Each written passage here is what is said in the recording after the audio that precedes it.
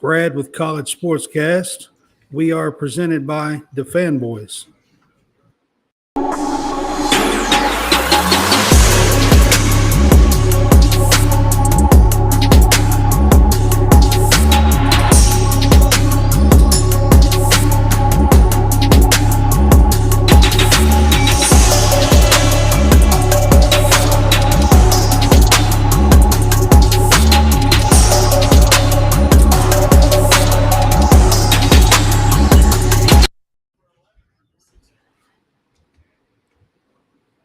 Hey guys, welcome back. Brad with College Sportscast. I have John Roberts with me right now. What's up, John? What's happening? We have another one that's trying to log on, but he's having a little issue trying to log on. So maybe we'll get Jason Harrison on with us here in just a few minutes. So I went ahead and went live with you guys. We appreciate you guys being on with us. We are going to be doing tonight, we're going to be doing our news and hot topics and segments show. Our segments this week is going to be breaking down the NCAA brackets, and then we might throw in a little baseball talk at the end of it as well. So, but that's kind of what I've got planned for this week, for tonight's show, I should say, instead of this week. But we want to welcome everyone in to College Sportscast. It's a big week. NCAA brackets came out on Sunday. March Madness begins tonight. Actually, I just finished watching the very first game, play-in game. Texas A&M Corpus Christi just beat Southeast Missouri from the OVC. 75-71. And it does look like Jason has hopped in with us, so I'm going to get him on now. Yeah, it does look like Jason's hopped in with us, so I'm going to get him on now. This is Jason Harrison with us now. What's going on, guys? What's going on, guys? I told him you had a little trouble logging in, but I told him we might get you on, so. Yeah. I was just talking about the very first game of the NCAA tournament just wrapped up, where Texas A&M Corpus Christi just beat Southeast Missouri from the OVC, 75-71. If you watched this game, it was pretty much a foul fest. It was crazy. I'd never seen. They were playing hack and sack here. Oh man, it was a foul fest. I'm not even kidding at all. So. I don't know if you didn't watch it, you don't know what I'm talking about, but it was the opening game for the NCAA tournament. It's the play-in games. These are being played in Dayton, Ohio. And this game was for the right to play Alabama, the number one overall team, on Thursday night. So congratulations, Corpus Christi. You won an NCAA tournament game. Now you get to play Alabama. Grand prize, Alabama. Yeah. Not only that, but in Birmingham. Right. Birmingham, like, yeah. Man, Yeah, the number one overall team. Birmingham. Speaking of Birmingham, that's where John Roberts is right now. Hey. Man, Birmingham is the hottest southern city in the country right now. Yeah, because he also has his Auburn Tigers. Yeah, they get to play. I don't know how that worked out where they get to play as a 9 seed in Birmingham. The committee knew what it was doing. If you how do we draw a crowd? Yeah, that's ridiculous. A 9 seed getting to play right close to home like that. 2 hours from home. Hey. Yeah. Hey. Either it can be a weekend trip or it can be a down and back trip. Yep. You know? I mean, exactly. I'm not saying that Auburn's definitely going to win the game because it's in Birmingham, but they do get an advantage over Iowa. They do. Speaking of this game that just went off, now there were some questionable calls, especially the one down the stretch. The one that the it was last a foul fest, man. Yeah, but I think Texas Commerce. I think they were the more aggressive team, flailing into the defenders. Trying to they were. But I think the officials that they called a little bit too tight. That's just my opinion. Yeah, I think so too. First game, You don't some want to. hand checking and then just touch fouls and stuff. Some of it was a very tightly officiated game. That's for sure. Very tight. It was like what is the 14-minute mark of the first half? They were already in a 1-1. At the 12-minute in the and second something, half. they were already in the 10 in the double bonus. the double bonus. Yeah. So I think the officials have to, they got to swallow the whistle, man. They got to let these guys decide the game. I hope the whole tournament's not officiated that way. If this next game is played in the same arena, it's going to be. It is. It's going because is. Pittsburgh and Mississippi State will be a Pittsburgh and Mississipy State tonight. It should be a good game. That would be a physical game, and I don't want to be sitting up to 11 o'clock watching this game. I don't. It probably will be though. I don't. Yeah. All right, so let's get to some news from today. So the first thing I want to get to is the AP All-American team come out today. College basketball, first, second, and third teams come out today. And just kind of want to go through that with you guys. The first team is Zach Edey was the only unanimous choice to the team. Period. We surprised. Zach Edey. He was the only. B. Miller was not the only unanimous. He was the only voted unanimous player to the team. Was Zach Edey from Purdue. Okay. Zach Edey 7'4", the big guy in college basketball, from the number 1 overall seed, Purdue. And they're not the number 1 overall, the number 1 seed. I said that wrong. A number 1 seed, Purdue. Mm-hmm. And then the other players on the first team All-American were Trace Jackson Davis from Indiana, Jalen Wilson from Kansas, Marcus Sasser from Houston, and Brandon Miller from Alabama. That was the first team All-American team. So what do you guys think about those 5 on the first team All-American? Any surprises out of those 5? Not really. I think I could have been a little bit surprised about Jalen Wilson. I think Timmy could have been there. I think the kid from UCLA could have been first team, but I mean, I have no complaints overall about this first 5. This first 5 is pretty good. I mean, Brandon Miller being on there is a little bit of a surprise to me. Not really because of the basketball stuff. It's really about some of the other stuff that's went on. And well, if you're gonna keep it basketball, he deserves to be on there. At the end of the day, I mean, I agree. I do agree with you on that. This is not it's not a behavior award. It's actually, But sometimes those things keep you from getting stuff like that. Well, I mean, look, if you really think about it, they took a while, but then they added him to the Wooden Award.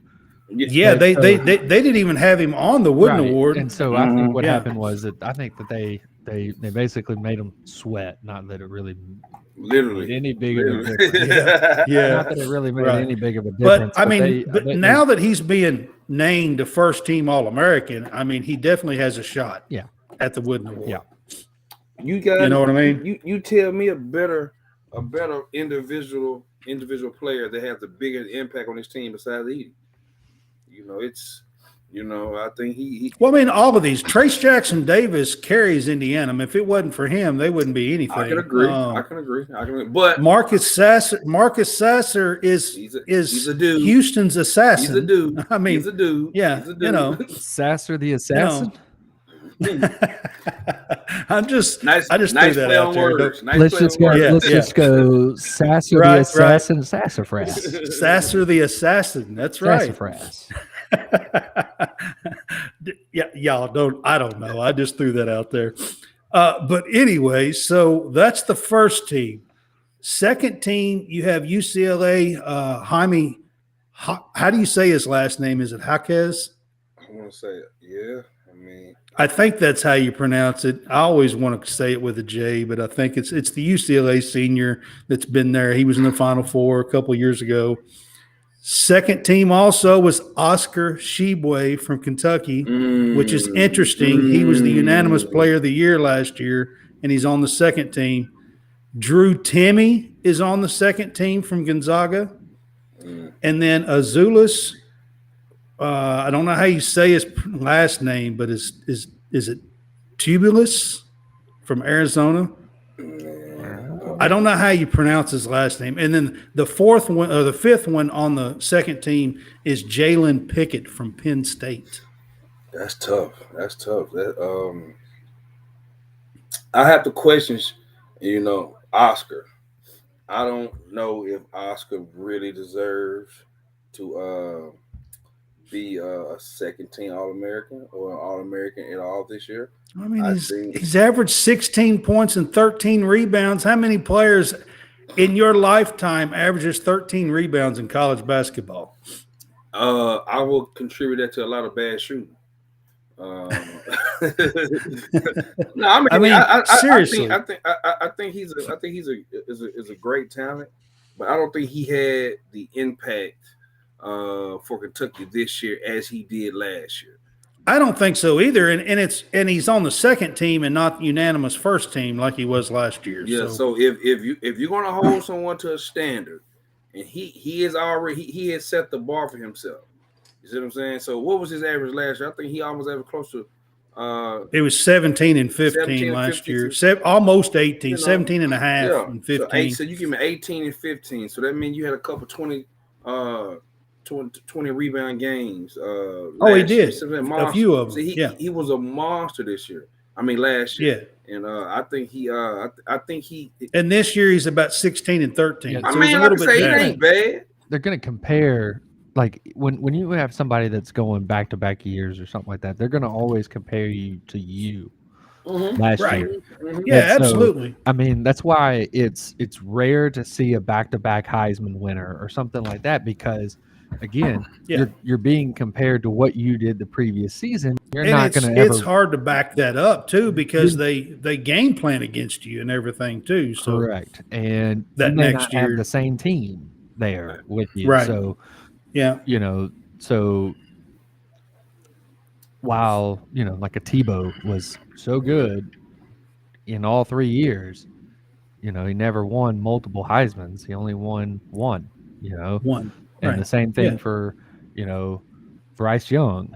He only won one. So, right. I mean, so I just. It's very difficult for sure. Right. Absolutely. So the same thing that would go with basketball, I would expect that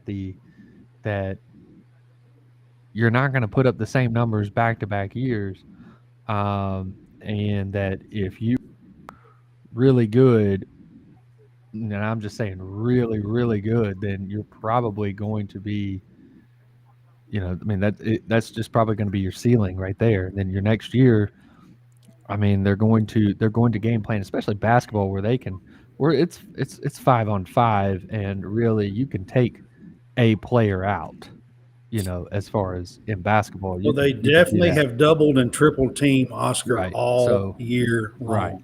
And just all harass them and everything like that down in the paint. That he's not putting up the numbers, whether it's the rebounds or the points or anything like that.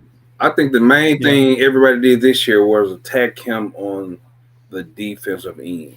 When I understand the double team because Kentucky was atrocious with shooting early on. Oh, yeah, they took him out. They took him out. Yeah, they took him out. They on the pick and roll. On the perimeter. On the perimeter on defense. Made them guard. They did. Kentucky had a better defensive team last year.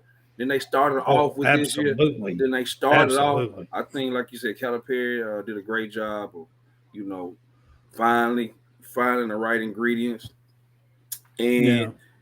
And this is the funny part with Kentucky. And I know we're going to get off Oscar. Injuries helped Calipari find out who he could rely on. Right. Instead of depending on people who he thought he could depend on. Yeah. Like the little point guard. He thought he was really the answer at some time, but then he started to take a backseat to the other guys. Right. But with Oscar, I just think you could have had more freshmen. So more the freshmen. third team AP, Marquise Noel and Keontae Johnson, both from Kansas State, are on the third team. Okay. Tyler Kolek from Marquette is on the third team. Chris Murray from Iowa is on the third team. And Armando, I can't say his name, Armando Baquette from North Carolina is the big guy. And I just don't. You see what I'm saying? So him and Oscar were being They were from last way year. better last year. Yeah. So how can you Baquette from North Carolina? I mean, he's even further down than Oscar, if you ask me. Man, you're exactly right. But they put him on the third team. Very unfair to me. Very unfair. I think if you're gonna put two guys from Kansas State on third team, you have to put other guys on who actually made the NCAA tournament and who teams were in the top 10 all year. I could go with multiple guys, especially this year. That could help. But I mean, hey. So guess who the top vote getter was that did not make the first, second, or third team? Whoa, he must be an honorable mention. Let me look at this list. The top honorable mention guy was who? Max Abrams. Antoine Davis from Detroit Mercy. That was my second choice. I was looking. Antoine Davis from Detroit Mercy was the top vote getter that did not make the teams. He was the lead honorable mention guy. So what is that? Y'all tell me what is that? He averaged 28.3 points a game and got 3 points shy of Pistol Pete Maravich's all-time scoring record. So if he's not going to make it, how do you put the kid from North Carolina on there? I think he should. I mean, look, you could have. I have a number kid. Max Abrams had a hell of a year this year. Tyree Appleby, Player of the Year in the ACC. Yep. Come on. Who else? Got a kid from Xavier's that's pretty good. Well, Baquette is from the ACC too, so So you're not going to put him in there, but you're not going to put the Player of the Year. Yeah, that's right. That's yeah. I mean, who has the votes? That's who I want to see now. Who had the ability? Have the votes? AP voters. This is AP voters. That's what I'm saying. Even Wade Taylor. It's a lot of guys who had better. Isaiah Wong from Miami. Yep, Miles out of the ACC. Yep, Mike Miles from TCU. He had a Miles from TCU. Yeah, the kid from Duke. So I mean, it's a lot of other people. Even Baylor could have one. But once again, you know how this thing goes. No one's ever going to be happy with all the selections. Someone's going to get left off. Someone's going to be, And I just wanted it just come out today. It was hot topic for today, and I wanted us to at least go over it and talk about it. And those are the first team, second team, and third team AP voters, All-Americans for this year. So I wanted to discuss that a little bit tonight. And then we're going to move on to some coaching news. So there's several things going on. I'm going to start out with your school, man. Hello. I'm going to start out with your school, all right? Because Jason's Ole Miss ex-player, former player. So your school made a big splash. Made a big splash. They hired former Texas coach Chris Beard as Ole Miss head coach. They did even had a press conference. Ole Miss. I'm going to say this: Ole Miss has kind of been known to take a few chances, and I think they're taking a chance with Chris Beard. Chris Beard is one heck of a coach, and I think he is going to be a huge bonus for the SEC for Ole Miss. As long as he can keep his, everything straight. Ole Miss is a great. Chris Beard is a great coach. I think and I want to say this correctly.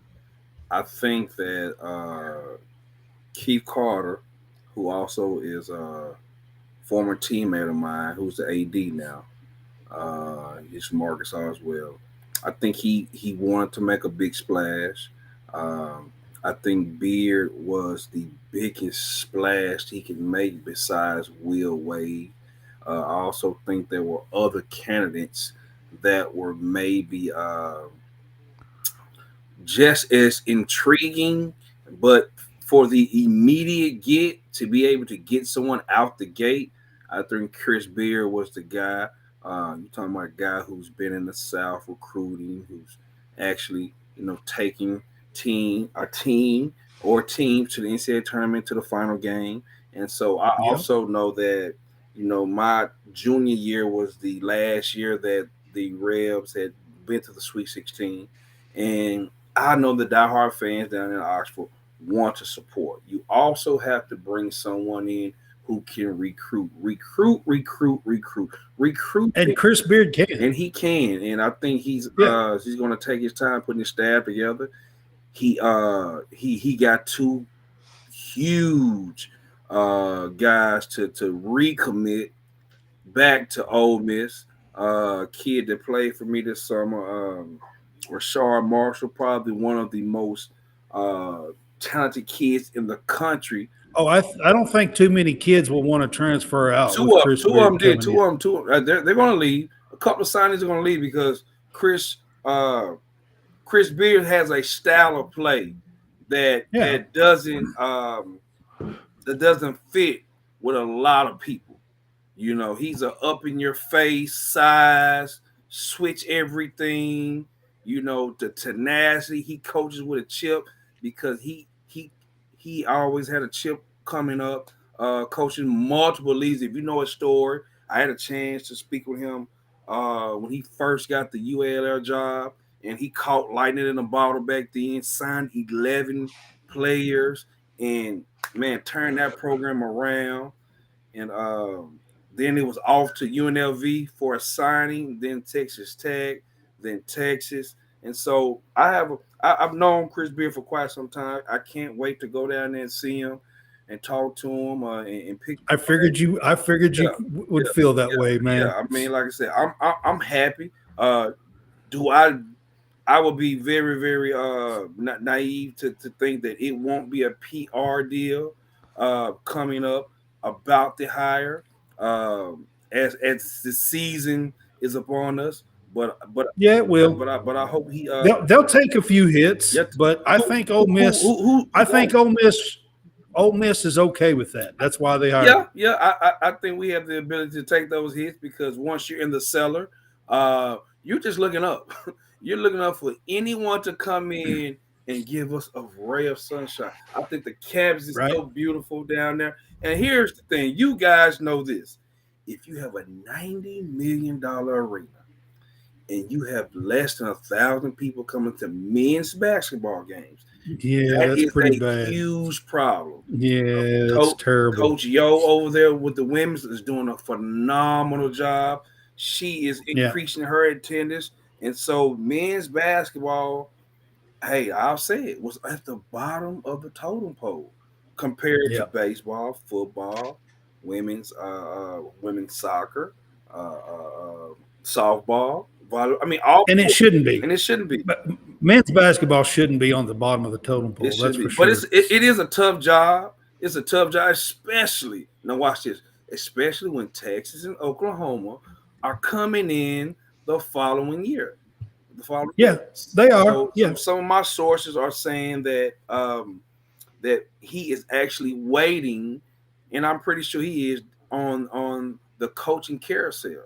And I know he just started this. He's to fill out his coaching staff because you have a lot of coaches who are. And Ole Miss, to be quite honest with you, I mean, if he does well in 3 years, he may move on. And Ole Miss, that was the thing. And Ole Miss, that was the thing. And Ole Miss is going to have to be ready to hire somebody, in his place, because I feel like Chris Beard's a good enough coach and a good enough recruiter that may happen. Well, you got to understand this too. When Texas and Oklahoma come over to the SEC, this is the best conference in the entire United States. It goes from that. So if you want to leave, where are you going to go? Like, where are you really going to go? Are you going to go back to Texas? No. Are you going to go back to Texas Tech? No. Which was Texas Tech was his, he was a real. I mean, if a blue blood comes calling or something, you just never know. I don't see a blue blood calling within the next 3 years unless he is Final Four bound again. Right. So that's what I'm saying. If he does really well, then that's what I was saying in 3 or 4 years. Yeah. So another big splash today in the coaching carousel, Georgia Tech hired Damon Stoudemire. Yeah, man, that was today. I did not see that coming, but I can say that that's a pretty big splash for Georgia Tech. Well, think about this though, Georgia Tech. You just fired an Arizona guy, and so you're going to bring in another Arizona guy. Yeah. Well, so Damon Stoudemire coached at Pacific for about 5 years, and in the last 2 years, he has been one of the main assistants on the Boston Celtics. Mm-hmm. That's where Damon Stoudemire has been coaching. Yeah, I think it's a good hire. It's a good hire. I think he will be able to get certain recruits down there because let's face it, Georgia Tech is in the heart of Atlanta. Yeah, absolutely. Downtown Atlanta. I had a former player, Javon Franklin. Me and him was talking this time last year. Either we was going to do Georgia Southern. Notice I said we. Either we were going to do Georgia Southern. I got some Georgia Southern news too, actually. Or he said, Coach, I just want to go to Georgia Tech. I said, you know what, Javon? Go be great. Because two of his main friends were Sharif Cooper and what's the kid? Sharif Cooper. Who's the kid that got drafted out of Auburn? Top 5 pick. You talking about Smith? No. Kessler? No. Go back another year. When they made the Final Four run. No, it wasn't the Final Four. We didn't have run. a guy on that one. Yes, the year after. Oh, you're talking about Okiki? No, Okiki got hurt. Yeah, but he was still drafted top 5. No, he wasn't drafted top 5. He was drafted first round. Sorry, he was drafted. He was drafted in the. Yeah. He was still a lottery pick. Yeah, Sorry, late lottery. He was a lottery pick. Watch this. If I say this team, you're gonna know he got drafted by Cleveland. I can't say his name. Oh, Okoro. Yeah. Isaac Okoro. Isaac Okoro. So Javon got it. Those guys. And so I'm actually just shocked that we have that many players in the league right now. When you start thinking about it, I'm like, wait, Jabari, hold on. We had to debate. We had to go through musical chairs right quick. But I think that's just a good job to have if you can get players in now the ACC. I think it's a good hire by Georgia Tech to hire Damon Stoudemire from the Boston Celtics. That's a good hire, if you ask me. That's a good hire. Damon Stoudemire was a very, very good point guard and player. Played at Arizona. Mighty Maya. Mighty Maya. Hey, I got a tech now. I started to get the same tattoo you got. Played in the NBA for many years. Played for the Toronto Raptors, and a few other teams as well. But mostly known for his play at the Toronto Raptors, I would think. No doubt. Rookie of the year. Yeah, rookie of the year. I think it's a great hire. Now, you said Georgia Southern. I've got news that says that Nate Oates, lead assistant, Charlie Henry, is taking the Georgia Southern head coach job, has already signed a 4-year deal. He's going to, of course, finish out the season with Alabama. He's not leaving the team, but he is going to be taking the head coaching job at Georgia Southern. His name is Charlie Henry. He actually started with Nate Oates as an assistant with him when Nate Oates was a high school coach. Hey, sometimes you just got to ride the wave. And he was in what, Detroit?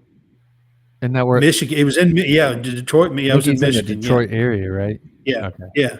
Yeah. So this guy is rode. Now he did leave him and go somewhere else for a little while, and then come back to him. I think in 19 at Alabama. I think, but he started with Nate Oates as an assistant coach in high school. Is how he started. Sweet. So I just thought I'd bring that up. Also, the news come out today that Aaron McKee from Temple is stepping to the side and taking a front office job. He is not going to be the head coach anymore. I wanted to bring that up.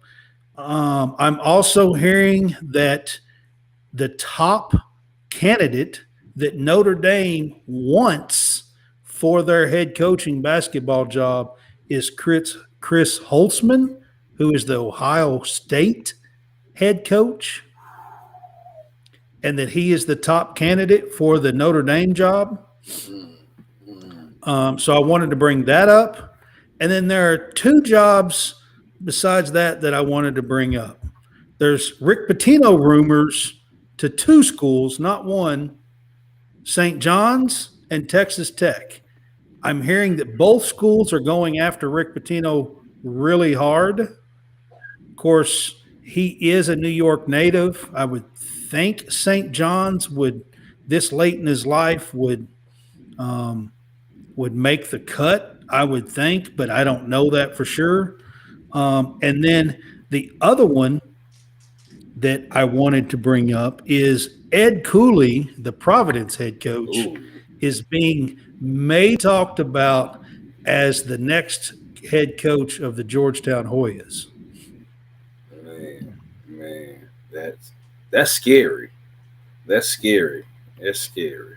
So if Rick Pitino goes to St. John's and Cooley goes to Georgetown, are we going to get the old Big East back together or what? Man, you need to. You need to, man.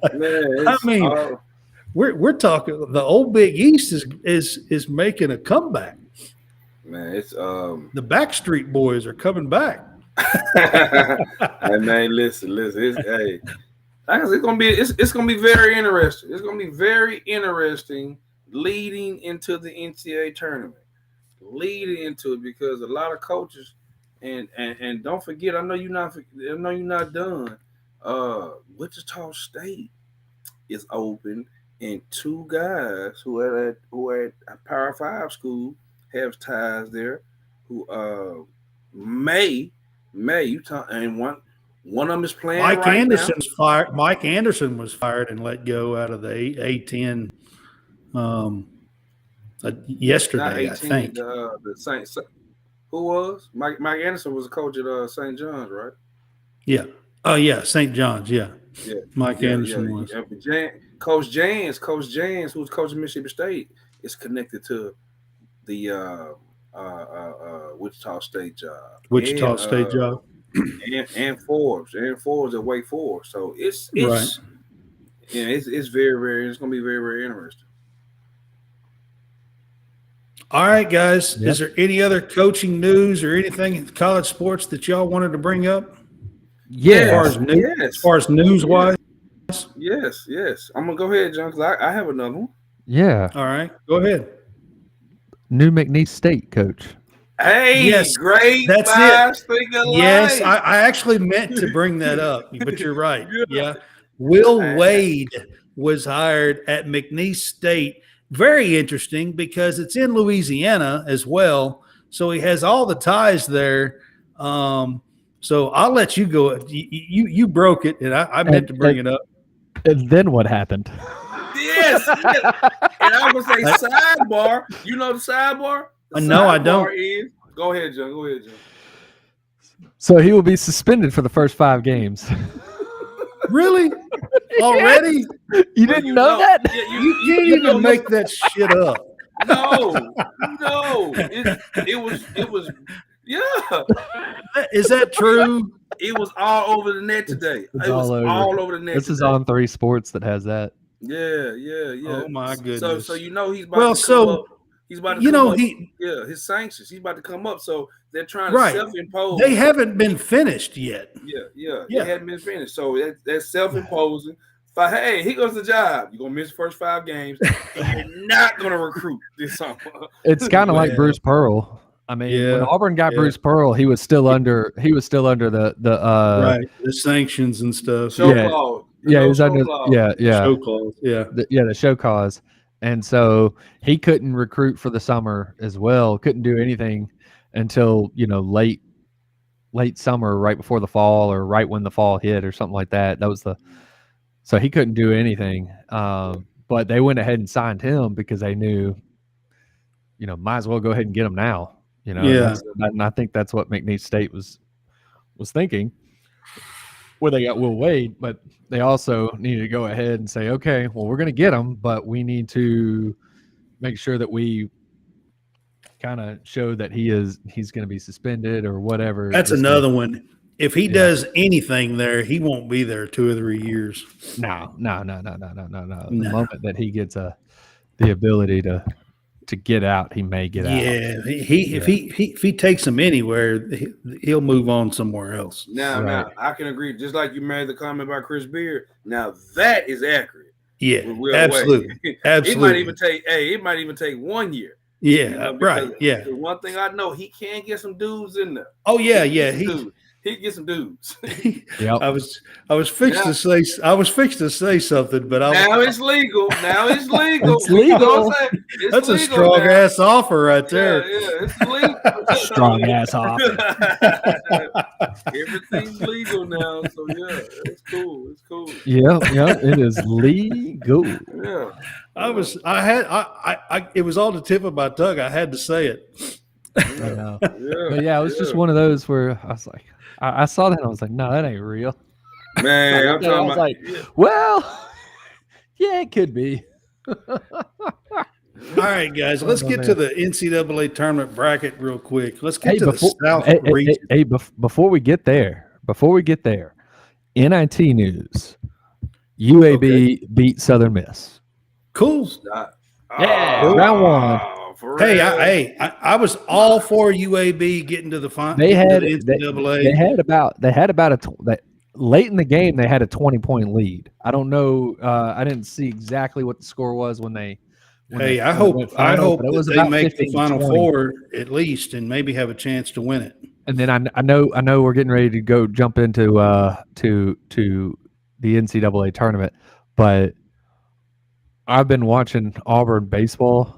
And they're playing Georgia Tech, and Georgia Tech had a massive lead and was just absolutely just crushing the ball. And it was 11-6. Well, Auburn has come back and has taken the lead with the bases loaded. Yeah. No, sorry, they haven't taken the lead. It's tied at 11 with the bases loaded, 2 outs, and Georgia Tech's changing pitchers right now. So, but It was one of those where they just. In one inning, the moment that Georgia Tech took this big lead on them, Auburn has strung together a bunch of hits and walks, and is, like I said before, they have to hit their way out of things because their pitching's not the greatest. Right. And if the offense is on, they are dangerous, but the pitching has to be like okay. And so that was kind of the problem against this past weekend. We'll get more into that when we get into baseball. But yeah, I'm just kind of watching and looking at some of the live scores right now. So, well, the first NCAA bracket that I was going to bring up is the South region. That's the one that Alabama's in. Actually, the game tonight, Texas A&M Corpus Christi will play Alabama. Alabama's the number 1 overall seed. I'm not even really going to talk about that game. Everybody in the country is going to pick Alabama. So, but the 8-9 matchup is Maryland versus West Virginia. That's could be an interesting matchup. Should be an interesting matchup. I think the 5-12 in this one with San Diego State versus College of Charleston is a very interesting matchup and could be an upset alert. On that one would be my take on that one. I also think Furman versus Virginia. This is a very interesting game. You got one of the best defensive teams in Virginia versus one of the absolute best offensive teams in Furman in Division I basketball. Yep. And it's going to be an interesting game on, which style does Tony Bennett's slow down 40, 45, 48, point game. Look at how that team, now this is it's a different team and a different year, but look at how they played Auburn. in the Final Four, because that was Yeah, again a very slow down, that's the way they methodical play. team going Yeah. against a high flying offense. Yep. So just look at how that happened. I mean, Auburn still almost pulled it out, but that's what they're going to do. It's going Yeah. to look like Oh, yeah. And I think that's going to be a very interesting game. It's an interesting game to pick as well. And then in the bottom half of the bracket, you've got Creighton versus NC State in the 6-11 game, which I think that should be a good game. I am picking Creighton to win that game, but I think it should be a good game. Right. And then you got Baylor versus UC Santa Barbara, Mhm. which I think is an interesting game. I think UC Santa Barbara will hang with them for a while, but I think Baylor will, win it pretty handily. But I think UC Santa Barbara, they score a lot of points, and offensively, I think they will hang with them for a little while. And then you got Missouri, Utah State. Mhm. Both of these teams average 79 plus points a game. They're both run and gun. Utah State has 3 shooters that are just amazing on this team. As a team, they average almost 40% from the 3-point line as a team. And that could be a tough game for Missouri. Utah State is they can fill it up. And then you end with Arizona versus Princeton. Man, these matchups are scary. Yeah, they are. They're very, very scary. That's the first round games for the South region. So what do you guys think? Where's your upset? Where do you think you might see an upset in this, or what do you think, Jason? I think alluding to the argument, I think College of Charleston has a good chance of really busting the bubble wide open. I think Baylor has to be on watch as well. Arizona even has to be on watch because it's all about Princeton's always hard. It's all about matchup. It's all about matchup. Anytime, because it's only one game. One game you had to be right. It's one game. It's not a series or anything like that. But that's why the NCAA tournament is just so amazing, because you just have to be good for 40 or 45 or 50 minutes, however long the game is. You have to be good that night. And I think this year, and I'm gonna say it's gonna be an upset early in every bracket. I think so too. Absolutely. There's too many good 11, 12, 13 seeded teams that's not going to get some wins, if you ask me. But now I will say in this, so I think that Missouri has an outside chance to make a little noise in this bracket. They do. But they do have to get by Utah State in that first game, because Utah State has a high-powered offense. I also like Creighton to make a little noise in this bracket as well. I think Creighton could possibly make the Sweet 16. A possible matchup would be Creighton versus Baylor to get there. So I think that would be a good game to watch. But I am picking Alabama to win this region and go to the Final Four. That's my pick. Yeah. They I think you're accurate about that. I think Alabama to me is the team to beat. It's the team to beat. I think they're coming in with, just like I know they're not in this region, just like Duke. I think they're coming in with some momentum. Yeah. And I think they got to watch out for being complacent. I don't think they can not show up and play their best game, because one bad half, you can lose this game. First round games, Furman and College of Charleston could both upset. They could. It's possible. Mm-hmm. So, as far as upsets in this region, those will be my 2 picks as far as like real upsets. Utah State over Missouri, a 7 over a 10. I don't really consider that too much of an upset. Even. I think all 7 through 12 seeds are just about even. Yeah, I don't Capacity. 7 through 7-10 game. I don't consider that an upset. So, Right. so those are the ones that I would pick. And like I said, I am picking Alabama to win this region. I think Creighton has a chance. Missouri has a chance to make the Sweet 16. They're going to have to beat some good teams to do that, though. They are. Yep. That's kind of my take on the South. And then let's take a look at the Midwest, which is across in the bracket. The Midwest starts out with Houston versus North Texas. Then you got the Iowa-Auburn game in Birmingham. Hold on, quick. Houston versus North Texas. That's not North Texas. Northern Kentucky. What I say? No, you said North Texas. I'm like, that's not North Texas. I know the committee wouldn't do that. The committee no. North Texas didn't even make the bracket. I'm sorry, guys. Northern Kentucky. Houston versus Northern Kentucky. There you go. Iowa versus Auburn is the 8-9 seed in Birmingham in this game, or in this bracket. Then you get some interesting matchups here as well in the 5-12. You have Miami versus Drake. Right. Drake is another team that can fill it up. They got 3-point shooters. They've won, they've won 30 games this year. I can't remember their record now, 30-3 or 30-4 or something like that's their record. Drake is a dangerous team for Miami. And then you got Indiana versus Kent State. Correct. Kent State is full of seniors that have been there before. And they're a dangerous team. Kent State is. They're a team that has played some really strong teams at the beginning of the year and just lost by a few points. And they've been tested, Kent State has.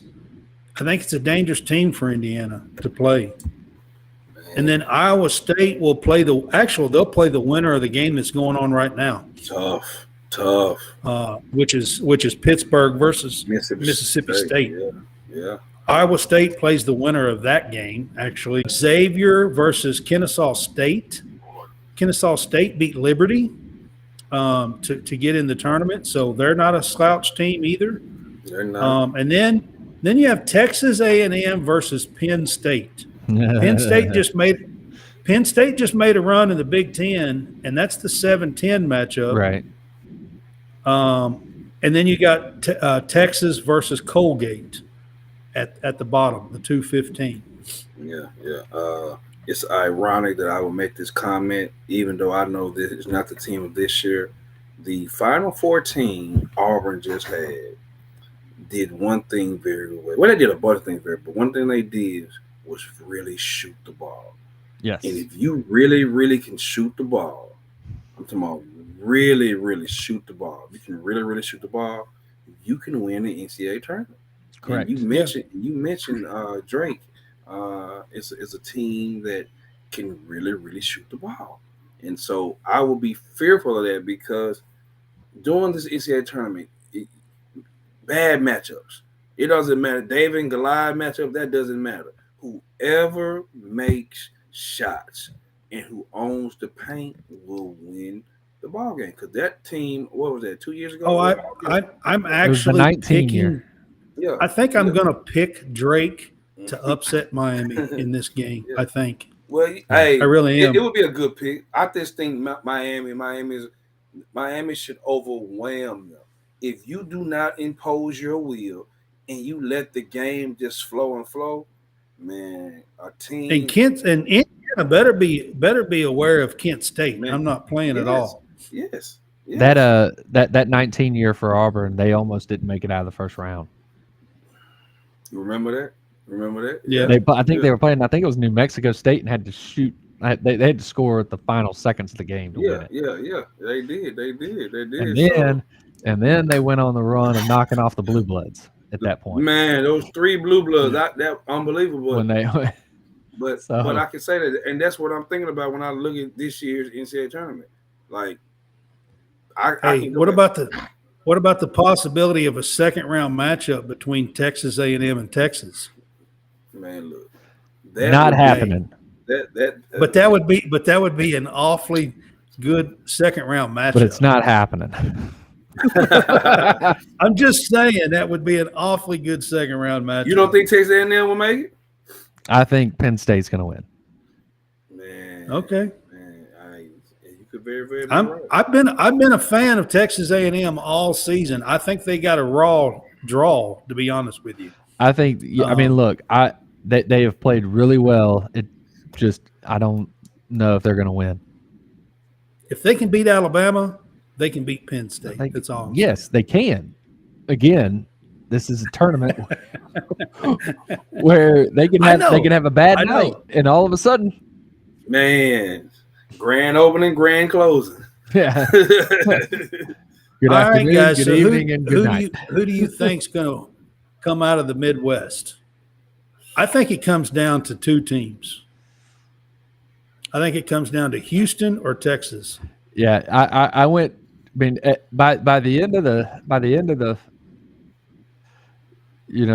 once you get to the end of the bracket right there, or the end of that region, I mean, I had the 1v2 right there, with Houston versus Texas, and I ultimately had Texas winning. That's who I went with, was Texas. Mm-hmm. I went I'm leaning towards Texas. If Houston does get there, the Final Four is played in Houston. Right. And I think that that will be just so tantalizing and everything like that, and everybody will start talking about that, and then all of a sudden they miss it because, heck, it could be a Marcus Carr and company, a 1 or 2 point victory for Texas, and you can think you are that close. Marcus Carr and company at Texas has been playing really, really well. Yeah. I mean, they beat Kansas twice in March already. I would say the health of Sasser is very, very makes a difference. He is the head of the snake. Yep. He drives a car, he directs traffic, and it does. You're totally right. He it is makes the a big straw difference. that stirs the drink. Yep. Exactly. Absolutely, I agree with you. Exactly. So all right. So let's talk about which one did I put first? The East. Let's talk about the East region. The East region is Purdue. And they play a play-in game that's 16 seed tomorrow night. Then you have Memphis versus Florida Atlantic, FAU. Correct. 8-9 seed. That could be a really good game right there. Will be a good game. Then you have Duke versus Oral Roberts. You talking about a team fill it up and plays great. Oral Roberts is a heck of a team, and Duke has their hands full in the first round, if you ask me. Right. Then you have Tennessee as the 4 versus Louisiana, the Raging Cajuns, as a 13 line. And the bottom of the bracket is 6-11 is Kentucky Providence, Kansas State, Montana State, Michigan State versus USC, and in the bottom is Marquette versus Vermont. Vermont's that been one in right the there. tournament, Look, the tournament quite a bit. The Michigan State versus USC. That's just straight up. Who's going to lose in the second round? Yeah. Like, Marquette's losing that. I did not realize Michigan State got in. They actually got in. I don't even know. Yes, they did somehow. They did as a 7 seed too, not as a 10 or 11. They're a 7 seed. Yeah. I think that Providence against Kentucky, it's going to be a game of all games. Well, you got Bryce Hopkins going against his old team. Ed Cooley possibly being rumored to Georgetown now. Plus, you got Calipari and rumored to Texas still. I know. They're still talking about that. So I know. Man, it's going to be a game of musical chairs going around in the coaching carousel. Now, here's the question: what happens if Texas wins it all? Well, you got to give him Surely, the job. surely they give Rodney Terry the job. Surely. You got to give him the job. I think if they made the Sweet 16, I think if they made Sweet 16, because my sources telling me that's one of the guys Chris Beard is actually waiting on to see if he gets that job. Right. So he can join his staff. So he can join his staff in Oxford. Yeah. You see what I'm saying? So yeah. I mean, if he gets to the first weekend, Texas is wanting to make that big hire, and you're right. There is still some rumors about Calipari going there. So right. Hey, I even heard Rick Pitino. Watch out. Yeah. I even heard Rick Pitino. Might be, can think about that. Can you think about the disrespect? All right. I have a question for y'all when it comes to this region. Uh-huh. Does Purdue get by Memphis and FAU in the second round? Well, I'm gonna say this: FAU is a great, solid team. They play good. I think Memphis left. I think Purdue beats FAU. I don't know if Purdue could beat Memphis based on the way they play. Memphis can kind of smother you. They play big. They play big. You have to play big against the 7-4 guys. Well, but here's the other thing. And the only thing when I tell you about, and also I know we'll talk later about Edey. Edey will be a draft pick, and this year's NBA draft. If he decides to come out, which I think he will, right? He will be a draft pick. I just think he cannot keep up with the guys from Memphis. I think Memphis plays too fast for him. Yeah, I think that. But he can impose his will. If he gets the ball down low. What about a possible Oral Roberts in Tennessee or Duke in Tennessee? I think Duke is on a 9-game winning streak. Duke's playing one of the best in the nation right now. They're playing well right now. They have. And their guard, like we keep saying, the guard is playing very, very well. And I think telling you though, Oral Roberts is a dangerous team. They are. They are there, but I think that I think it's a bad matchup for Oral Roberts going against Duke. I will say that. If they were playing somebody else, hell, if Oral Roberts was playing Tennessee, I'd have picked Oral Roberts. Yeah. Right. Yeah. But I do think it's a bad matchup. Yeah, I think Duke. But I'm just trying to give Oral Roberts the credit they deserve. Right. They have a hell of a team. Yeah. Well, hey, everybody understands what happened with Oral Roberts not too long ago. They had a chance to beat Arkansas. They were at the Sweet 16 a couple of years ago. You see what I'm saying? So they had a chance to make it, but I don't see Duke wavering. I don't see that. I don't see Duke. So who comes out of this bracket? You got Purdue, you got Duke, you got Marquette, you got Kansas State. Well, Marquette, that's another one. That's another team that's playing. I'm telling you, Marquette at the bottom. I'm tempted to pick Marquette to come out of this region.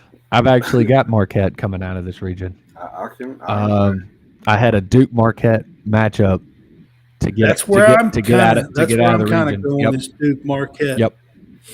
That would be a hell of a game. That would be a hell of a game. Yeah, that's kind of where I'm leaning is Duke Marquette. God. But you don't want to throw Purdue away because they have arguably the most dominant player on the inside in the college game in college basketball right now. And if a game comes down to needing a basket, Edey can get it. Edey can get it, yes. But here's the thing: Edey will have to make the pass. If I'm a coach, Edey will not beat me. He will have to make the pass. He'll just shoot. He'll just hook it right over top of y'all. No.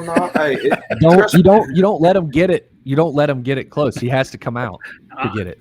I know, but triple team, and I will walk away if his guys make a 3 to win. They all have to I think that Purdue has to be able to shoot the ball from the outside in order to. They do, because in order to make him the threat that he is, you've got to make the other guys just as much of a threat. Yeah. And if they're not shooting.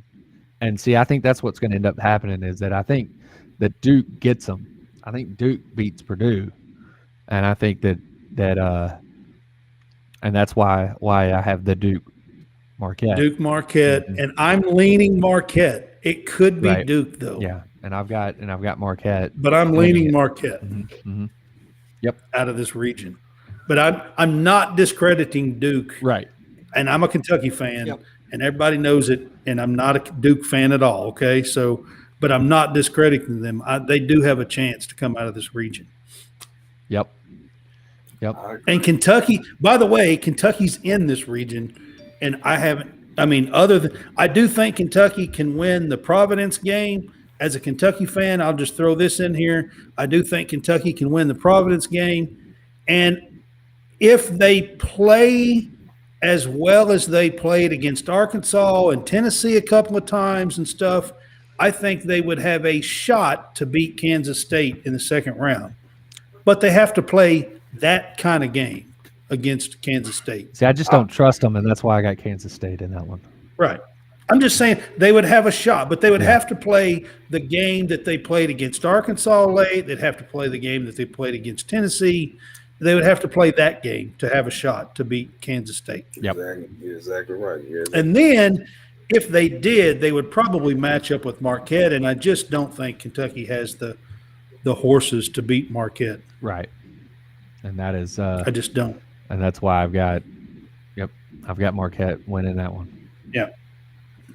So that's where I think if the best Kentucky could do would be play a Sweet 16 game, I believe, in this bracket. And that's what I'm hoping for as a Kentucky fan. Yeah. So, Yep.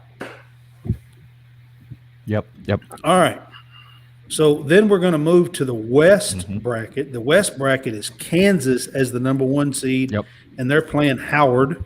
And shout out to all HBCUs. Go ahead. Yep, they're playing Howard. And then the 8-9 game is Arkansas versus Illinois. The 5-12 is St. Mary's versus VCU. Nice game. Which is an interesting matchup. The 4-13 is UConn versus Iona. Okay? Iona's Rick Pitino. Did you say UConn? UConn's going to overwhelm them. They're going to overwhelm them. UConn versus Rick Pitino. Correct. That's all I'm saying. Rick Pitino's not shooting. No, he's coaching. That's the problem. I know. That's the problem. Yeah, but Then you got TCU versus tomorrow night's play-in game, which is Arizona State versus Nevada. Yep. So TCU plays the winner of that game. That's the 6-11. And then the 3-14 is Gonzaga versus Grand Canyon. I do want to give a little shout out. I've gained a little knowledge. LaFonso Ellis got a son. Has got a son that's on Grand Canyon's team. I just wanted to give a little shout out. I figured that out over the weekend, covering a lot of this stuff and watching stuff. The 7-10 is Northwestern versus Boise State, Mountain West team. And then UCLA versus UNC Asheville is the 2-15 game in the West. So Kansas again, number 1 seed, defending national champs. Yep. Do they come out of this bracket? Yes. That sounds too convincing. Yes, I do. Or does Arkansas, if they get there, does Arkansas actually have a chance to knock off the defending champs in the second round? I mean, everybody's got a chance. You're right. You have a chance and a choice. Everybody got a chance and a choice every day. That's one of the mottos I live. I just wanted to throw that. Arkansas, listen, if Arkansas had been fully healthy, they lost some players. I can't think of the guy's name now that lost. Brazil. It was on that team last year. Brazil. Yeah. They lost him. And of course, they was out with Nick Smith for a while. He's back. But had they been fully healthy, I really like that Arkansas team. I mean, if they were fully healthy, that's definite. They're definitely a team to be reckoned with. But it just St. Mary and Gonzaga's in this bracket. Is either one of them team have a chance to come out of this bracket? Again, everybody's got a chance, but I have Gonzaga losing to Kansas. So you have Gonzaga making the Elite Eight? Yeah, Not that I really Okay. wanted to have Gonzaga make the Elite Eight. That's how your bracket It's fails. just how the bracket. Yeah. Just how the bracket worked. I wasn't wanting them to do it. I wasn't Well, like, you got I really- UCLA in there. yeah, but I'd have Gonzaga beating UCLA. I think UCLA, Yeah. the loss of their player Clark. Yeah. The man, loss of Clark Yeah. hurts. Yeah.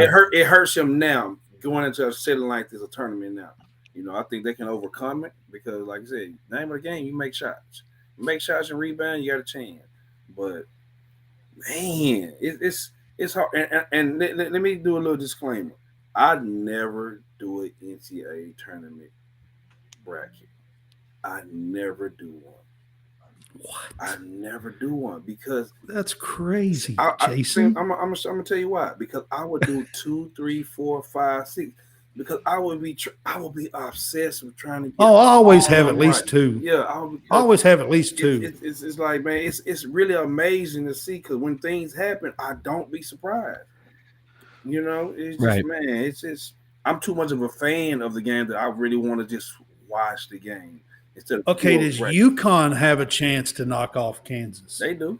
UConn to me is a team that can catch lightning in a bottle and win it. They have the players. See, they have the team. That's the thing. Almost everybody that's in this tournament, because you have those from 5, 6, 7 through 12, where everybody's kind of the same, Mhm. and Mhm. any one of those could knock off a top dog, but every one of them could get beat by 20 by the top dog. Man, It's it wouldn't be an upset. You'd be like, hey, it could happen. But then when they get blown out, we knew it would get blown out. They haven't been playing well. yeah, you know about it. I mean, I keep looking at them like, man, I could easily pick all the upsets right here. Like, Man. yeah. Yeah, man. One of those things. So if Kansas comes out and Texas come out, that means Kansas and Texas would meet each other in the Final Four again. Yes. I don't see that happening. I don't see that happening. I have Texas and Kansas in the Final Four facing each other. 2 Big 12 teams in. Yes. I mean, that could happen. That could happen. Yes. Yes. I've been stating that a Big East team, I thought a Big East team would get there.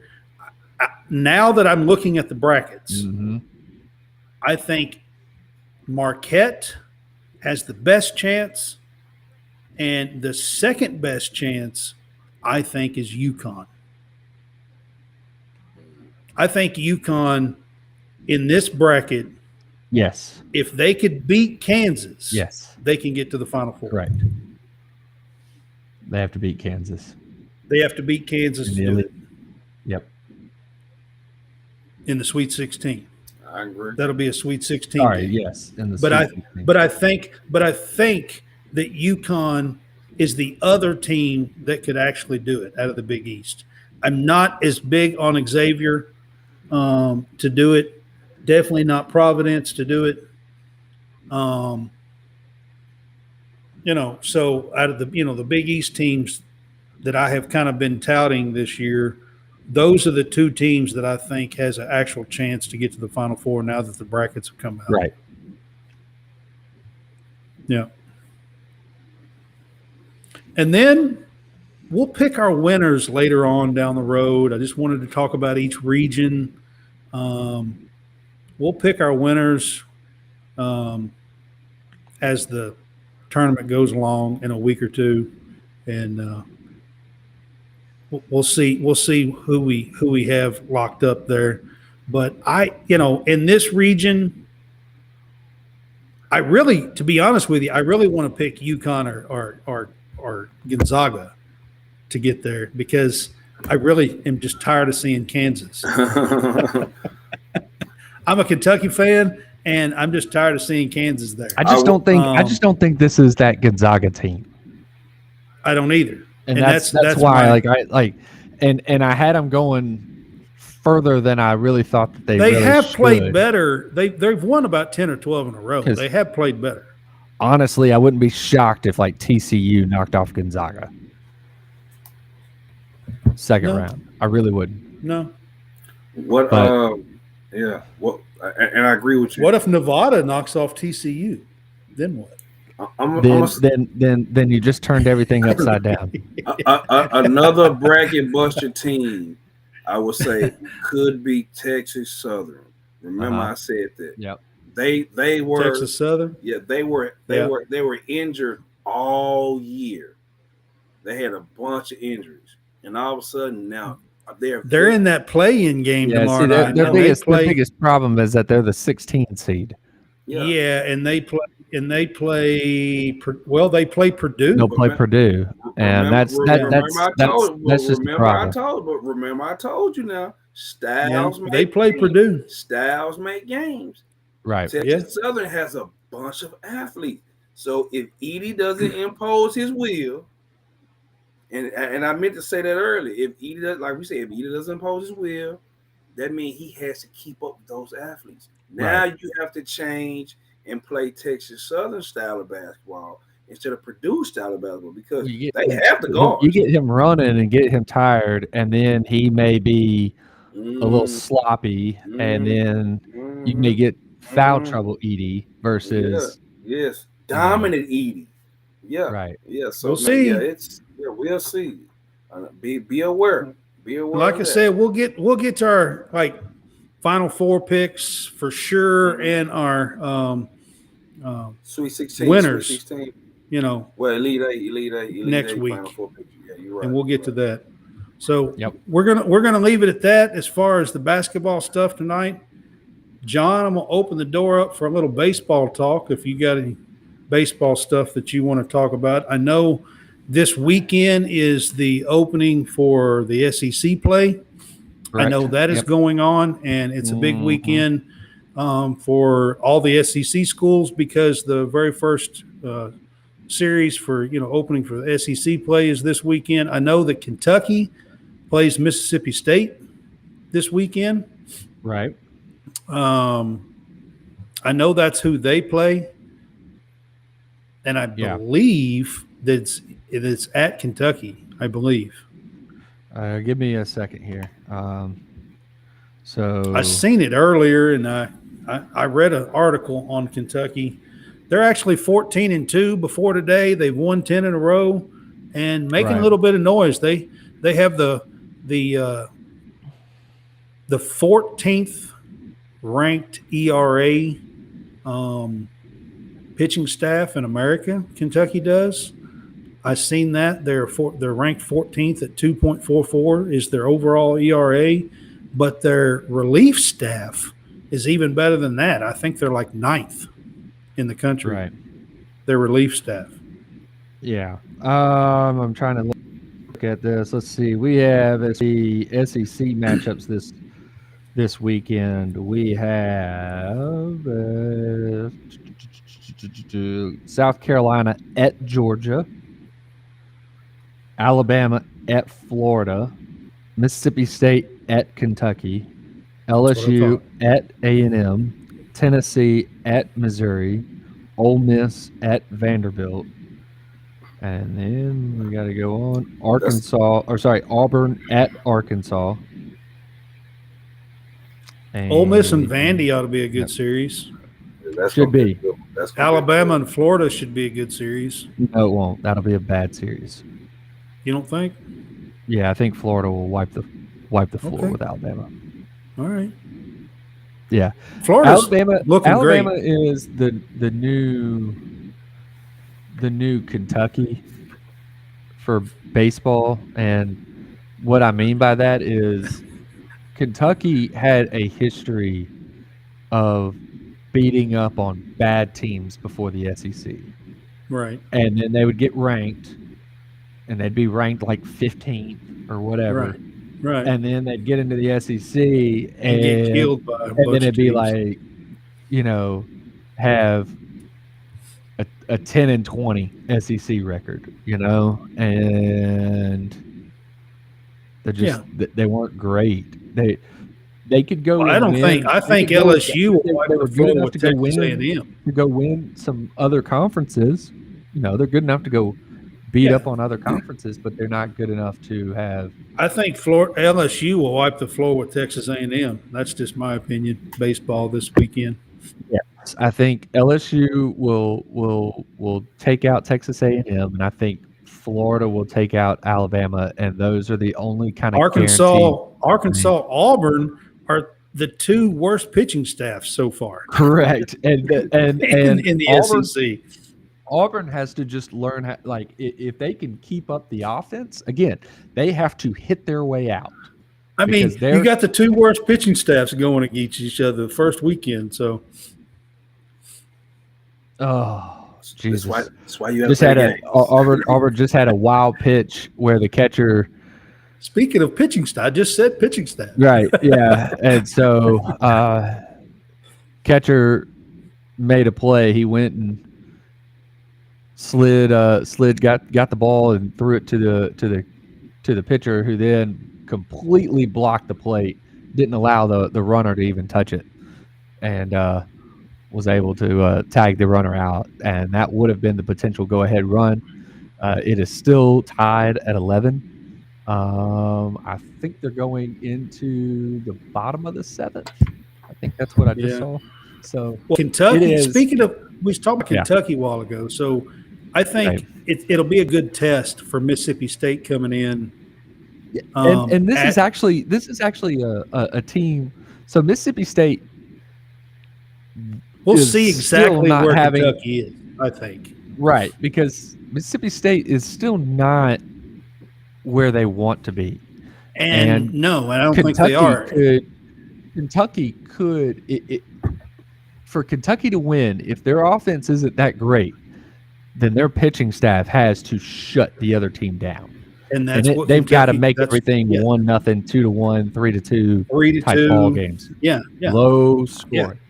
Right. Auburn is the opposite. Auburn has to hit everybody and make and Kentucky's got to have the pitching staff to do it. So pray to God that they hold off the other team. Yeah. Because everybody can hit in the SEC, and I mean, if you can't pitch, then you're going to be in trouble.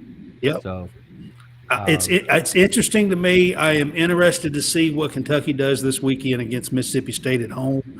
I think it is a possible series that they could win at home with their pitching staff. Yeah. And I think it's, to get off on the right foot, basically, in the SEC play, and to get that first series win is majorly important for Kentucky. Yep. So, well, those are the SEC matchups. Yeah, tonight Jacksonville State went over to Oxford and took a game. I think that's right. I think they did it in Oxford. It is very possible that you can beat Oxford.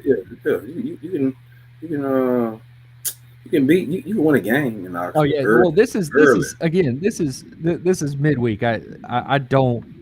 This is not an unexpected event. Yeah, actually, no. Ole Miss traveled to Jacksonville State and then got beat 10-6. Yeah. This happens quite a few times. I mean, there'll be teams that go down to like South Alabama and get beat. So you'll have, South Alabama will rise up and look really good. Mercer will beat a bunch of teams. Just Lipscomb in the midweek could beat you. Yeah. Lipscomb in the weekend may not beat you, but Lipscomb in the midweek could beat you. Yeah. So that's it's just the midweek is so different, and teams that are really. It has to do with pitching staffs mostly. It does, yeah. And they may throw their number one guy. One of their weekend starters. Yeah, and the Power Five is throwing their fourth or fifth guy. Right. Yeah. And again, they may throw their weekend starter because I believe the Friday night starter that is their bullpen day is Tuesday. Right. And if they're playing Tuesday night, that's the Friday night starter's bullpen day, which means he could go out there and throw about 3 to 4 innings, 3 innings or so. Yeah. and that be his bullpen. Right. Yeah. And then they can kind of throw their best arms, in their best 2-3 guys behind him to close it out. And you're throwing your 4th, 5th best starter, and then you're probably not throwing your best arms. You may throw 1 or 2 of them, but you're not throwing all of them. So You was talking about Lipscomb a second ago. Tennessee beat Lipscomb today, 10-0. UK Tennessee probably threw a bunch of bats into the stands when they hit a home run. They probably Kentucky beat danced Indiana around the today, 12-2 bases. in 7. 10-run ruled them in 7. Yeah, I can see that. 12-2. Yeah. Just a couple of scores that I was looking at. Yeah, I don't know if I'd put Indiana as one of the top. They Big Ten weren't. teams. They're 10-6 in the Big Ten. They were 10-6 before today. Now they're 10-7, I think. Yeah. Right.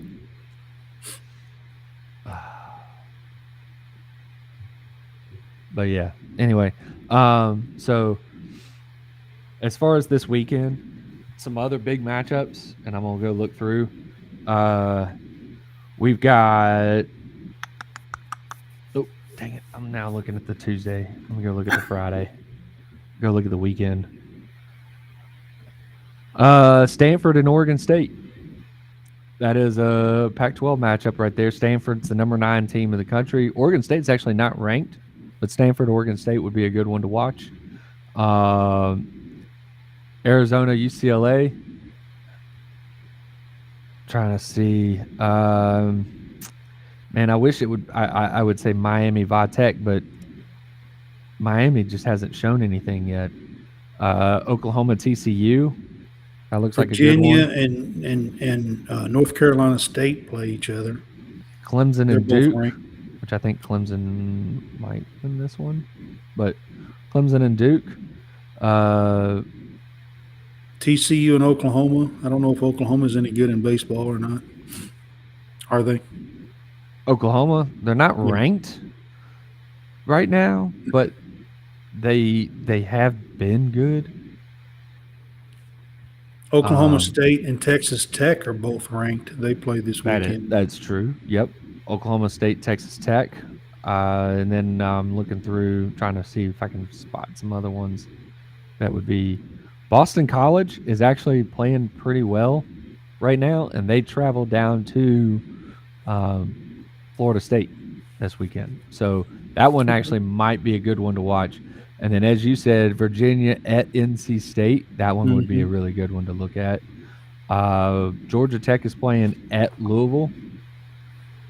I think that one would be good. Notre Dame at Wake Forest. I think Wake Forest will be too much to handle for Notre Dame. I think they'll take that series there. Let me kind of scroll up to the earlier games. North Carolina Pitt. That's just a conference game. I don't know how well Pitt will be in baseball. North Carolina is kind of up and down right now. So that's this weekend here. I think that there will be a lot of good baseball going on. Yeah, I mean, like I said, it's the opening for the SEC, and a lot of conference play and stuff is going on now. So baseball's really kind of getting to the meat of the schedule and stuff, and starting to pick up this time of year. So yep, got 10 weeks of conference weekends. So 10 weeks, and then you get to the SEC tournament, which will be right here in Birmingham. All right, I'm going to get to our prize picks, guys. We are now sponsored by Prize Picks. You can double your initial deposit, by using our code CSCAST. If you use that code, up to $100, you can double that initial deposit. So if you put down $50, you can get $100 to play with. If you put down $100, you get to double that to $200 to play with. And it's a daily fantasy sports. And you go on there, and there's 30 plus different sports that you can have some fun with. And I think $5 is the minimum. And again, you can do all this by using our code and helping us out as well and using our code CSCAST to double your deposit. Hey, speaking of this, when we were talking about Friday night starters getting in and having bullpen day, Auburn has just put their Friday night starter, or last Friday night's starter, in as the ninth inning pitcher. Yeah. So he's getting his bullpen work. Yeah, he's getting. They've already thrown their closer. Auburn's already thrown the closer, or at least the guy that Okay. they had designated as the closer Yeah. at the beginning of the season. But yeah, they're throwing the guy that started last Friday night, and this is his first inning in, so he's already gotten one out in the first 3 pitches that he's thrown. So, yep. All right. The next thing I'm going to get to is our home for troops. This, if you're looking for something to give to, this is for wounded vets, and they build homes and rebuild their lives. I've been doing this for 20 plus years. For every dollar that you give, 90 cents of that dollar goes towards rebuilding these homes, building homes for these injured and wounded vets. They will do that anywhere. If they're from Tennessee and want to move to New York, they will build them a home in New York. So we ask that you give to Home for Our Troops, and you can do that at www.hfotusa.org. Forgot where I was for a minute. You forget where you are or what day it is. I paused for just a second. Did you hear me? You freeze a lot. All right, so my closing thoughts is this. It's March Madness. I want to update Pitt and Mississippi State right now is at halftime in their play-in game. It's 35-34. So I want to update that before we get off the air.